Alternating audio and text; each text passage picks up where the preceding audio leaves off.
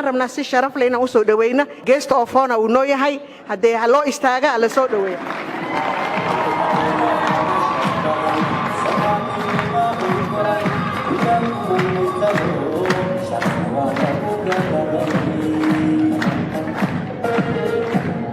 بس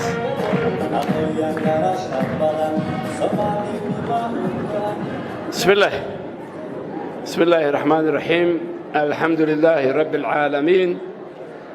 والصلاة والسلام على أشرف الأنبياء والمرسلين سيدنا محمد وعلى آله وأصحابه أجمعين إلهي ما محله وحنا مهدوين وعلنا يا دلنيرضا إيو ماما نصري سوق القاليين شركا قيمها له وباشا قريب كومبه waxaan kaloo mahad u celinayaa madaxda meesha fadhido uu weyn yahay governor anaga maximo professor Omar mama Nasri maximo Yusuf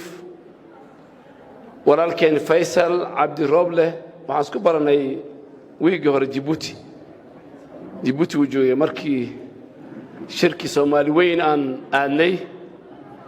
waxaan mahad u celinayaa garaadkeena Abdiqaadir oo la yaqaan Zaid nin weyn oo qiimo leh oo sharaf leh dadka xuwaas wadankan Kenya agriya Soomaalida ugu horeeyeen jaamacada galeen kambuniyaha weyn oo BAT kamid tahay u shaqeyn jiray waxa Abdiqaadir BAT ninkii garanayay asay u talaa laakiin dadka badiba garan Abdiqaadir hadii uu yahay garaad iyo walaalka anaga wasiirkii hore ee Jubaland Ahmed واد ما سنتين أنا فامل كان أما بيشن شرف وين أي مذيهين شرف وين أيان أهيا سببتنا وحيتها وقت كستا شنتيس يطون هذا صور أفني مقالة جارسة ويصدرتان arooskooda markuu jiro way igu yeeraan xabaashoodan taga madrasadoodan taga masjidkoodan dhisa odayaashana meeshan way fadhiyaan ulal qiimo leh ayaa ka shaqeeya oo qoyskan ayaa iskuuladii ka shaqeeyaan waxa jooga nin taqriiban 20 sano iskuulka ugu weyn headmaster Ahmed uu jooga marayna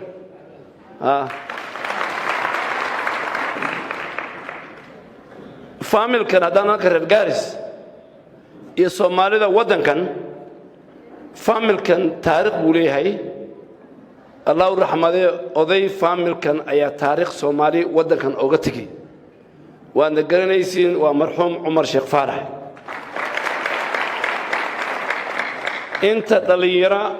أما رك أما هوين أو بلشدة قبل كوقوي بري كسو جودان ومانتا متعلمين وجامعات ديغان waxay ku heleen wanaagii uu sameeyay Allah rahmadee muse Umar Sheikh Farah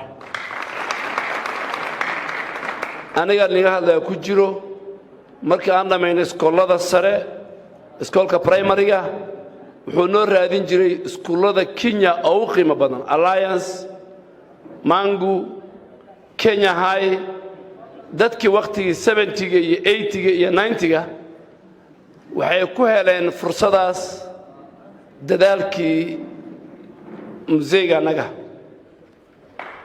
maantana way muuqdaan caruurtiisa ka muuqataa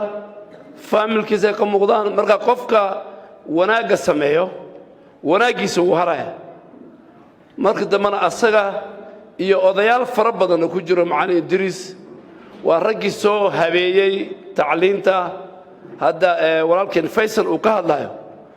tacliinta waxay hoos laga soo bilaabay marka odaygaas oo qoyskan u dhashay ayaa shaqo weyn u qabtay Soomaalida qabiil kasta oo deegaan gobolka Waqooyi Bari asagoo fiirin waliba qabiil magaciisa iyo sharafkiisa wali waa Xuseyna maamadan la yiraahdo mama Nasri أنا waxaan ku dhahaa baarlamaanka waa hooyadii baarlamaanka Soomaaliya waxaan ku dhahaa wax iskhilaaf maama Nasr loogeyn maama Nasr waxaan u maleynay abshir ay waheed beeshan madama samo waliba kuurihiina kuma tagin baarlamaan soo samo dadaalkeeda ku tagtay marka abshir bay ahayd eegan meeshaas in laga sii wado waa fadhigana wuxuu ku fiican yahay maanta kadib la maqlo markaas laga maqlay beeshi gari gombe maanta Cali Sports Club ay fadhiyeen inta kilaana diiqda